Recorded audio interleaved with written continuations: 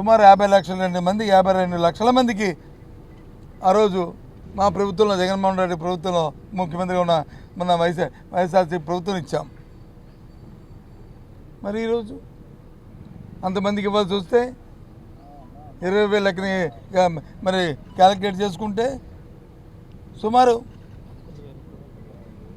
11,000-12,000 కోట్ల రూపాయలు కావాలి వాళ్ళకి. మీ కేటాయింపు ఎంత ఉందో చెప్పండి.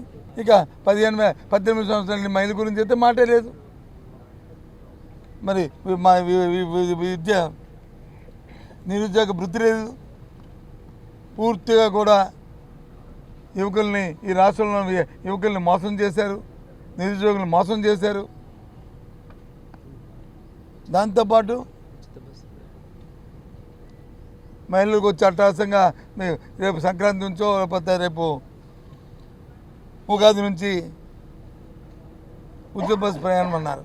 ఆ ఊసే ఎత్తలేదు ఎక్కడ, ఆ మాట లేదు, ఆ పలికే లేదు, ఆ ఇండికేషన్ లేదు ఎక్కడ. బై అండ్ లార్జ్ మాత్రం ఇది ప్రజాహితంగా సంబంధం లేని బడ్జెట్ కాదు. దీనివల్ల సామాన్య ప్రధానికి కానీ రైతులకు కానీ యువకులకు కానీ ఎవరి నిరుద్యోగులకు కానీ ఎవరికి కూడా ఒరిగేది లేదు. వాళ్ళందరినీ కూడా మా మాటలతో గ్యారంటీ చేసి మోసం చేసిన బడ్జెట్. దీనివల్ల ఎవరికి ఏ వర్గానికి కూడా ఏ ప్రయోజనం లేదు అనేది మా అభిప్రాయంగా మీ ద్వారా ఈ రాష్ట్ర ప్రధాని తెలియజేస్తున్నాం. తమరే ఆలోచన చేసి ప్రజలందరూ కూడా ఆలోచన చేయమని లోతుగా మేధావులందరూ దీని మీద అధ్యయనం చేయమని చెప్పి మేధావులకి రిక్వెస్ట్ చేస్తున్నాను.